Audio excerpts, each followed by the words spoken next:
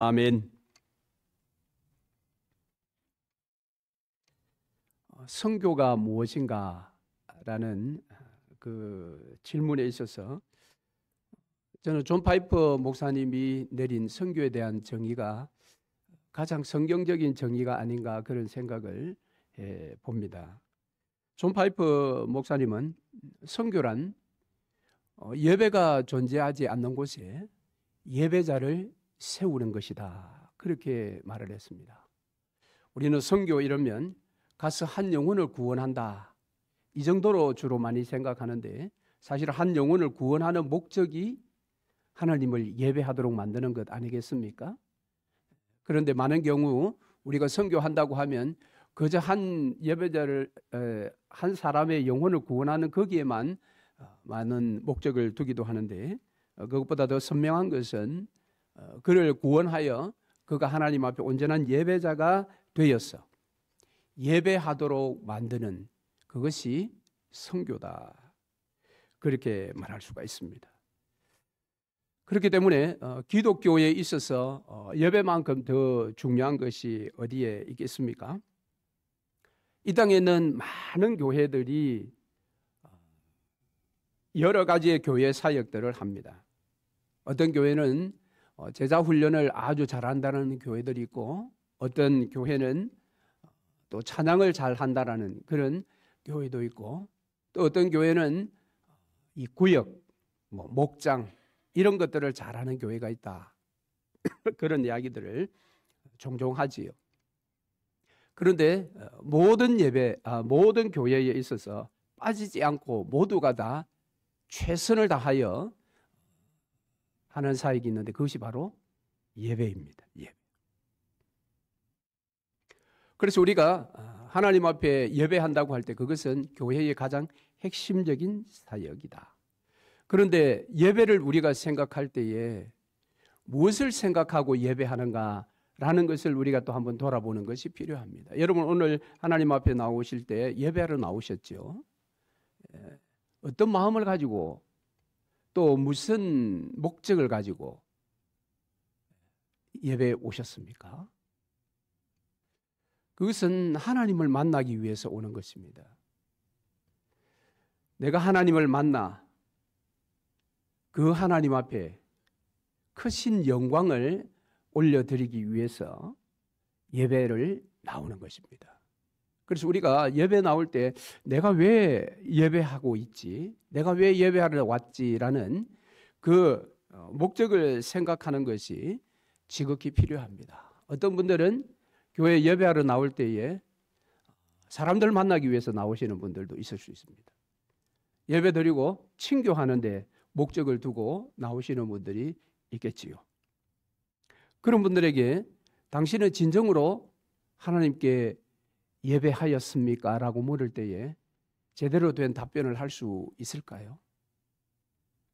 우리의 예배의 최고의 목적은 하나님을 만나는 것입니다.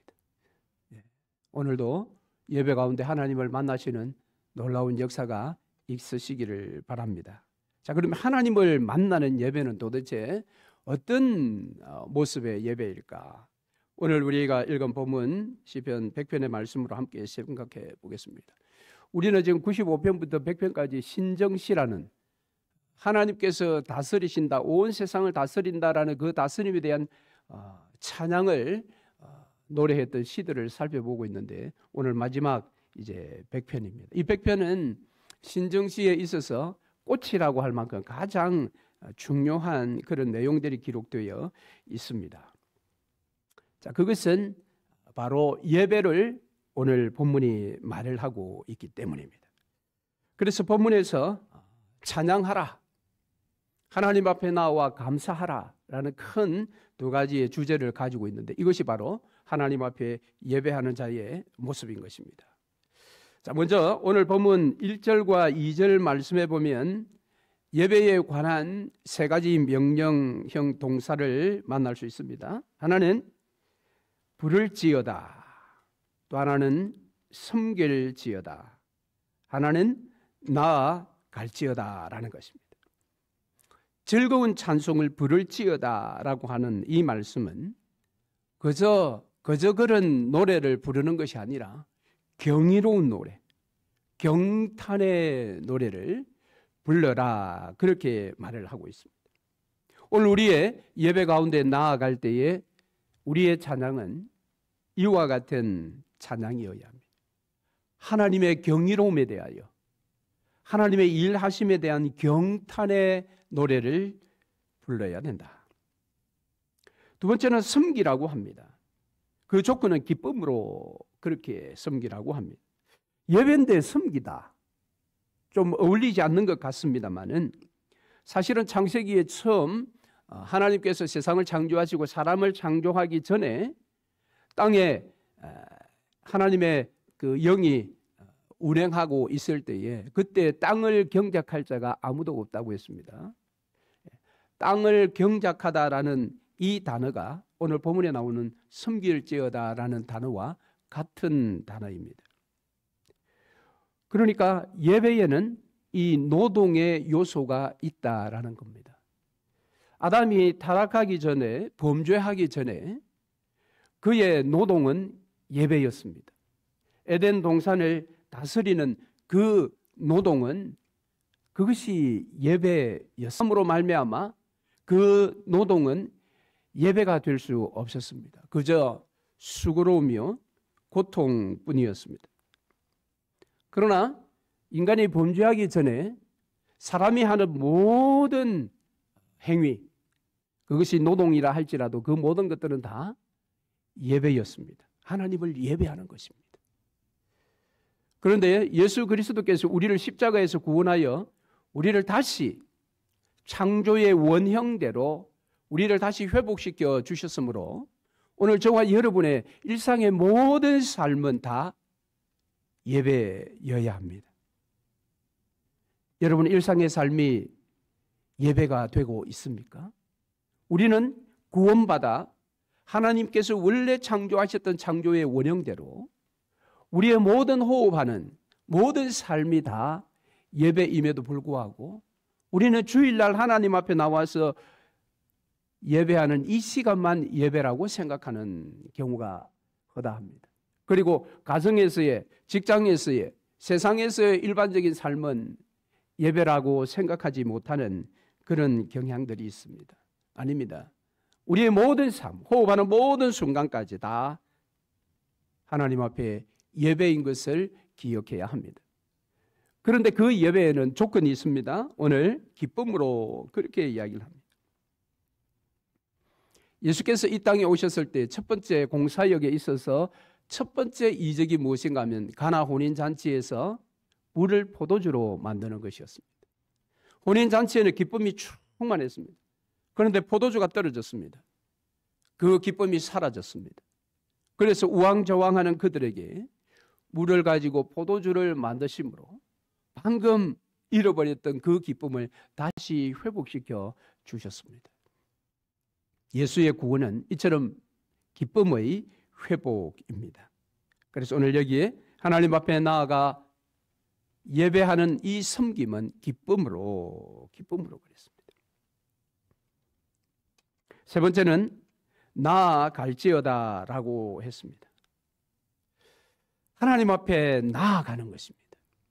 오늘 여러분이 예배에 참석해서 예배하는 이 시간 여러분은 가만히 앉아서 예배가 어떻게 진행이 되는가, 또 예배에서 나에게 주시는 그 은혜가 무엇인가, 그런 어떤 수동적으로 가만히 앉아 있는 것이 예배가 아니라 능동적으로 나아가는 것이 예배입니다. 그것도 오늘 조건에 보니까 노래하면서 나아간다라고 할 때 여러분이 예배에 나와서 드려지는 이 예배에 끊임없이 여러분이 적극적으로 자신을 드려야 하는 것입니다. 찬양할 때에 새 노래로 우리를 구원하신 하나님의 성품과 그의 사역에 대하여 새 노래를 가지고 적극적으로 노래하며 예배 한가운데로 나아가는 것입니다. 말씀을 들으실 때에도 그 말씀을 가만히 앉아서 수동적으로 들려오는 그 말씀에 귀를 기울이는 것이 아니라 적극적으로 마음을 활짝 열고 하나님 말씀 앞에 내가 아멘하기 위해서 그 말씀 안으로 적극적으로 나아가야 하는 것입니다. 그래서 예배에 이처럼 세 가지 명령을 우리가 볼 수 있습니다. 부를지어다, 섬길지어다, 나아갈지어다. 자, 이와 같은 찬양을 해야 할 이유가 무엇일까요? 오늘 본문 3절에서는 이렇게 이야기를 합니다. 여호와가 우리 하나님이신 줄 너희가 알지어다. 너희가 여호와 하나님을 알기 때문에, 그러니까 찬양의 전제, 오늘 부르며 섬기며 나아가는 이 찬양의 전제, 그 전제는 하나님에 대한 알미입니다. 그래서 지식 없는 신앙은 없습니다. 신앙 없는 찬양은 없습니다. 하나님을 아는 만큼 예배할 수 있다, 그런 말이 있지요. 그래서 우리는 하나님에 대하여 많이 알아야 하는 것입니다. 하나님을 많이 아는 자는 하나님을 기쁨으로 찬양할 수 있습니다. 하나님 앞에 기쁨으로 달려나가 예배할 수가 있습니다. 사도행전에 보면 사도 바울이 아덴이라는 지역에 갔는데, 그 아덴이라는 지역은 이성이 굉장히 발달한 그런 지역이었습니다. 그런데 그 도시에 알지 못하는 신에게라는 모토를 가지고 그 신에게 제사하는 그런 모습들을 보게 됩니다. 그들이 신을 섬긴다고 하면서 지금 수많은 이름의 신들을 섬기지만 혹시 놓친 것이 있는가 싶어서 알지 못하는 신에게, 여러분, 그 섬김과 그 예배는 허구입니다. 그건 아무것도 아닌 것입니다. 그러나 오늘날 우리가 자칫 잘못하면 우리 역시도 알지 못하는 신에게 예배하는 모습을 우리가 가질 수가 있다는 것입니다. 즉, 하나님을 말하지 않는 예배, 하나님의 이름과 그의 성품에 대한 이야기를 하지 않는 예배, 그 가운데 사람의 감동만을 주려고 기획하는 모든 예배, 그 예배는 세속화된 예배라고 말할 수가 있습니다. 오늘 세속화된 예배들이 우리 가운데 얼마나 많이 있습니까? 물질의 축복을 받기 위해서 하나님 앞에 예배하는 자들이 있습니다. 정신적으로나 정서적으로 안정을 얻기 위해서 예배하는 자들이 있습니다. 영적인 자기 만족이나 어떤 신비를 체험하기 위해서 예배하는 자들이 있습니다. 현대인들은 적어도 그런 세속적인 종교보다는 그래도 기독교적인 종교가 낫다라고 생각하고 그 기독교의 문화를 즐기기 위해서 예배하는 자들이 있습니다. 한때는 병고침을 받기 위해서 하나님 앞에 예배하는 자들이 많았습니다. 이런 과연 그 예배가 하나님 앞에 진정한 예배가 될 수 있겠습니까? 그런 예배를 통해서 하나님을 만날 수 있겠습니까? A.W. 토저라는 목사님은 이런 이야기를 했습니다. 누구든지 자신의 목적을 성취하기 위해 그 수단으로 하나님을 삼는 이상 그는 하나님을 만날 수 없다. 이런 세속화된 예배는 결코 하나님을 만날 수 없는 예배입니다. 그럼에도 불구하고 교회가 왜 계속해서 세속화된 예배를 개발하고 그런 예배를 드리고 있을까요? 사람의 마음을 사기 위해서입니다. 사람들이 원하는 재미를 주기 위해서입니다. 우리는 구원받은 자로 두 가지의 생명을 가지고 있다고 했죠. 영적인 생명과 육적인 생명. 육적인 생명은 항상 재미를 추구하게 되어 있습니다. 어떤 감정적인 터치를 육신적인 생명은 추구하고 있습니다. 그러나 영의 생명은 언제나 말씀에 반응하는 생명입니다. 영의 생명은 언제나 은혜를 사모하는 그런 경향이 있습니다. 오늘 우리의 예배는 영의 생명을 위한 예배인가? 아니면 육의 생명을 위한 예배인가? 하나님에 대한 알미 이토록 중요한 것입니다. 자, 그러면 오늘 본문이 우리에게 보여주는 하나님에 대한 암 세 가지 지식이 있습니다. 자, 그것은 첫째, 3절 말씀이에요. 여호와가 우리 하나님이신 줄 너희는 알지어다. 여기에 첫째, 하나님이 우리 하나님이다 라는 것입니다. 이건 굉장히 중요합니다. 오늘 우리가 예배자가 되기 위해 하나님 앞에 예배하러 나올 때에 내가 만나기를 원하는 그 하나님 여호와, 그분은 우리 하나님이다, 나의 하나님이다 라는 것입니다. 예수 그리스도께서 십자가에 못 박히시어 죽으셨다, 이것을 우리는 믿습니다. 그런데 그 믿음이 우리를 감격하게 만듭니다. 왜 감격하게 만들까요? 그 믿는다라는 사실이 2000년 전의 역사 속에 반드시 일어난 일이라는 것을 내가 알고 믿기에 내가 감격할까요? 그것보다는 예수님의 그 죽으심이 적어도 나를 위한 죽음이라는 것이 깨달아지고 믿어지기 때문에 감동이 되는 것입니다. 예수 그리스도의 부활이 왜 감동적이고 감격이 됩니까? 그 부활은 분명히 일어났다라는 그 사실보다 그 부활이 나를 위한 부활이라는 그것 때문에, 그것을 내가 믿기 때문에 예수의 부활이 감격스러운 것입니다. 예수의 이 땅에 다시 오심 재림이 왜 감격적이고 감동적인 사건이 되는 것입니까? 나를 위해서 재림에 오실 것을 내가 알고 믿기 때문입니다. 우리가 하나님 앞에 예배하러 나왔을 때에 하나님은 나와 상관없고 우리와 상관없고 그저 우리를 구원한 자 정도가 아니라 그분은 우리 하나님이시다, 나의 하나님이시다. 그것이 여러분 예배를 더욱더 예배답게 만드는 것을 기억하시기 바랍니다. 두 번째 우리가 알아야 할 지식은 나의 하나님, 우리 하나님, 그분은 창조주 하나님이시다라는 것입니다. 창조주 하나님, 그분이 우리를 만드셨습니다. 그래서 창세기에 나오는 것처럼 흙으로 사람을 만드시고 그 코에 생기를 불어넣어 생명이 되는 존재로 우리를 창조하셨습니다. 그리고 타락 이후에 생명이 된 사람들, 그들이 영의 생명을 잃고 모든 사람과 똑같은 존재가 되었지만 예수 그리스도를 통해서 다시 한번 우리에게 새로운 영적인 생명을 회복시켜 주셨습니다. 그래서 저와 여러분을 새롭게 창조하신 분, 그분이 우리 하나님이십니다.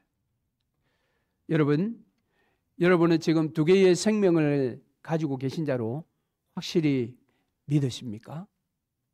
우리는 지금 두 개의 생명을 가진 자입니다. 육체의 생명과 영적인 생명. 하나님 우리를 이처럼 두 개의 생명을 가진 존재로 창조해 주신 분이십니다. 세 번째는 구속주 하나님이십니다. 오늘 10절 말씀해 보니까 우리는 그의 것이요 그의 백성이요 그의 기르시는 양이로다. 우리를 구속하신 그 하나님은 구속하여 우리에게 두 개의 생명만 다시 회복시켜 주시고 끝난 것이 아니라 그 생명을 유지할 수 있도록 우리를 항상 돌보시고 우리를 먹이시고 기르신다. 그래서 예수께서는 요한복음 10장에 나는 선한 목자다 그렇게 이야기했습니다. 예수님께서 말씀하셨죠. 인자에 온 것은 양으로 생명을 얻게 하고 풍성케 하려 오셨다라고 하셨습니다. 우리를 생명을 주어 구원하시고 구원 이후의 모든 삶을 책임져 주시기 위해서 어떻게 책임져? 풍성케, 구원의 풍성한 삶을 살도록. 여러분 얼마나 놀랍습니까? 얼마나 감사합니까? 나의 하나님이신 우리 주께서 우리를 십자가 위에서 창조하셨을 뿐만 아니라 창조 이후에도 성령의 이름으로 세상 끝날까지 우리와 함께 하시면서 우리를 먹이시고 입히시고 우리를 기르신다. 할렐루야. 네. 여러분은 잘 성장하고 계십니까?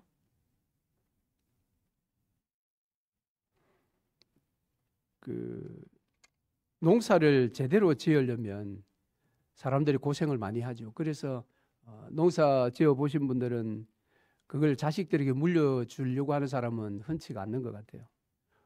농사 짓는 것이 워낙 힘들고 어렵기 때문에 그렇습니다. 그런데 제대로 된 농사 말고 그냥 그저 텃밭 정도를 이제 일구는 그런 일을 해보면 참 신기한 게 많더라고요. 그저 땅에 심어놓고 별 다른 것들을 한 것이 없는데도 불구하고 때가 되면 다 자라나요. 그래서 결실이 일어납니다. 물론 어떤 경우에는 거기에 다른 어떤 영양분들을 보충해주면 더 잘 자라겠지요. 그런 것을 이제 보면서 비만 제대로 와도 저렇게 식물이 잘 자라는구나. 그것을 경험하는 겁니다. 그러면서 이제 교회를 한번 생각을 해봤어요. 그런데 교회 성도들은 왜 이렇게 자라지는 않을까? 뭐가 문제일까? 예배를 안 드리는 것도 아니고 기도를 안 하는 것도 아니고 성경을 안 읽는 것도 아니고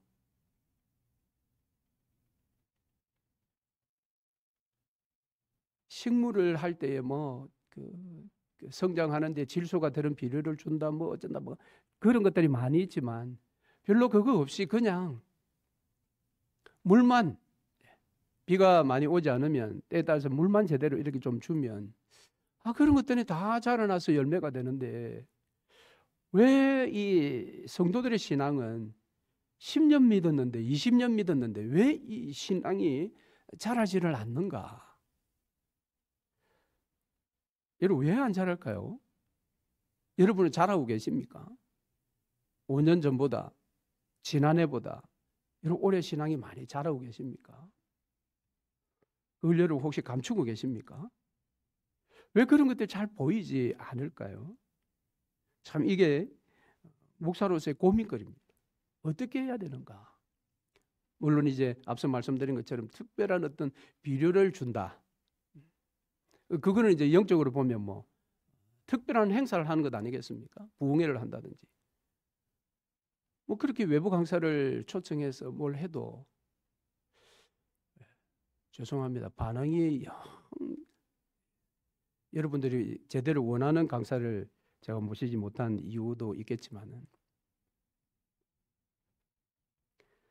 여기에 보면 구속주 하나님께서 선한 양이 된 우리를 이렇게 먹이시고 입히시고 기르시면 우리가 자라나야 되는데 왜 이렇게 더디 자라나는가?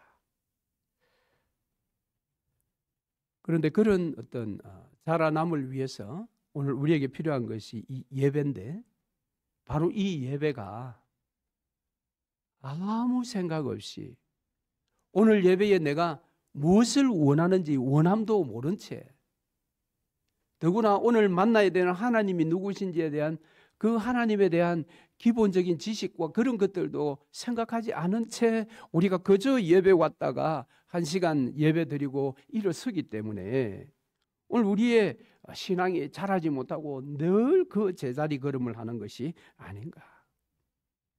그런 면에서 오늘 시인이 우리에게 이야기하는 부르고 숨기고 나아가는 이런 적극적인 기쁨의 찬양, 그 예배는 하나님을 아는 데서부터 역사가 일어난다라는 사실을 여러분 기억하시기를 바랍니다. 그리고 이제 시인은 약간은 반복되는 듯한 뉘앙스를 가지지만 4절 말씀에 감사함으로 그 문으로 들어가라 그랬습니다. 그래서 4절에도 3가지 동사가 나옵니다. 들어가며 감사하며 송축할지어다. 여기에 이제 감사함으로 그 문에 들어가라고 했습니다. 이 감사함으로는 이유가 있는 것 아니겠습니까? 그 이유가 뭘까요? 그 이유가 그것이 바로 앞에 나왔던 하나님을 아는 이 세 가지, 우리 하나님, 창조주 하나님, 구속주 하나님, 이것으로 인해서 이것을 생각하면, 이것을 제대로 알면, 이것을 제대로 믿으면 감사치 않을 수 없다라는 것입니다. 그래서 여기서 말하는 감사는 하나님으로 말미암은 감사입니다. 내 삶에 내가 원하는 일들이 성취되었기 때문에 감사하는 그 감사, 그것보다 오늘 여기에서는 하나님의 하나님 되심, 그것을 내가 알고 그것을 내가 믿음으로 말미암아 자연스럽게 터져 나오는 감사, 그 감사입니다. 하나님은 우리의 하나님이시요, 나의 하나님이시요, 그분은 우리를 창조하신 분이요, 지금 그분은 우리를 먹이시고 기르시는 목자이신 하나님이십니다. 그런데 그 일에 있어서 하나님은 5절 말씀에 감사할 이유로 이렇게 이야기합니다. 그분은 선하시다, 인자하시다, 성실하시다. 그러니까 하나님께서 우리 하나님으로서의 사역, 창조주 하나님으로서의 사역, 구속주로서의 사역, 그 일을 하심에 있어서 그분은 선하시고 그분은 인자하시고 그분은 성실하시다. 반드시 그분이 약속하신 그 약속 언약은 반드시 이루신다라는 겁니다. 그래서 예수께서 십자가 위에서 다 이루었다라고 선언했습니다. 그 누가 다 이루었다라고 선언할 수 있겠습니까? 한국에 수많은 이단들이 있죠.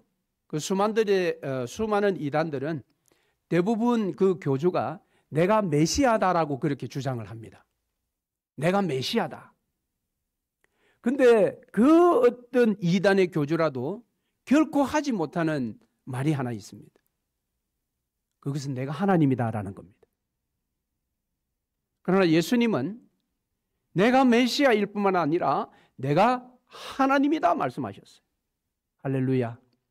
그것처럼 어떤 이단의 교주가 할 수 없는 자기 선언, 그 선언은 다 이루었다라는 것입니다.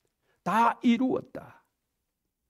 저와 여러분의 믿음의 완성, 믿음의 성장, 그것이 지금 눈에 잘 보이지 않아서 매우 안타깝지만 실상 예수께서는 십자가 위에서 우리의 장성한 분량의 믿음까지도 다 완성해 주셨습니다. 다 벌써 성취되었습니다. 다만 그분이 오시는 그날까지 그것이 점점 이루어져 갈 뿐입니다. 그러니까 어떤 면에서 보면 우리의 신앙의 성장이 더디다 라는 것 때문에 안타까워할 이유는 없을 것 같습니다. 이미 다 성장하도록 십자가에서 다 이루었다 하셨기 때문에 시간이 문제지요. 그 주님 오시는 그날까지 기다리지 못하는 우리의 그 조급함이 현실에서 내 신앙은 왜 이렇게 자라지 않는 거야 라고 그렇게 안타까워할 뿐입니다. 우리의 신앙은 이미 예수 그리스도께서 십자가 위에서 다 이루셨습니다. 그에게까지 장성한 분량에 이르기까지 이미 다 자라게 해 놓으셨습니다. 그리고 당신이 원하시는 그 때를 따라 우리를 그렇게 점점 성숙시켜 나가고 계심이 우리 주님의 목자의 사역입니다. 말씀을 맺겠습니다. 예배는 어떤 분이 그런 말을 한 걸 보았습니다. 하나님과 사랑에 빠지는 것이다. 이 예배의 시간은 하나님과 사랑에 빠지는 시간이다. 그렇다면 사랑의 대화가 일어나지 않겠습니까? 그 사랑의 대화가 무엇이겠습니까? 지난 한 주 동안 하나님과 내가 함께 교제하며 하나님과 나만의 사랑의 역사들이 있었을 터인데 그것을 오늘 예배하는 가운데 또 돌아보며 함께 나누며 모든 감사와 영광을 하나님께 올려드리는 그것. 그래서 이번 오는 주간도 또 하나님과 내가 어떤 사랑을 할 것인가에 대한 기대감을 가지는 것. 그것이 사실은 예배인 것입니다. 그래서 예수님께서 요한복음 4장 23절에서 말씀하신 것처럼 아버지께 참되게 예배하는 자들은 영과 진리로 예배할 때가 오나니 곧 이때라. 아버지께서는 자기에게 이렇게 예배하는 자들을 찾으시느니라. 할렐루야. 영과 진리로, 영과 진리로. 그것은 앞서 말씀드린 것처럼 하나님에 대한 정확한 지식을, 세 가지의 지식을 가지고 이 시간 나와서 그 하나님을 만나는 시간, 그 시간이 매주 우리의 예배가 되시기를 주의 이름으로 축원합니다. 아멘.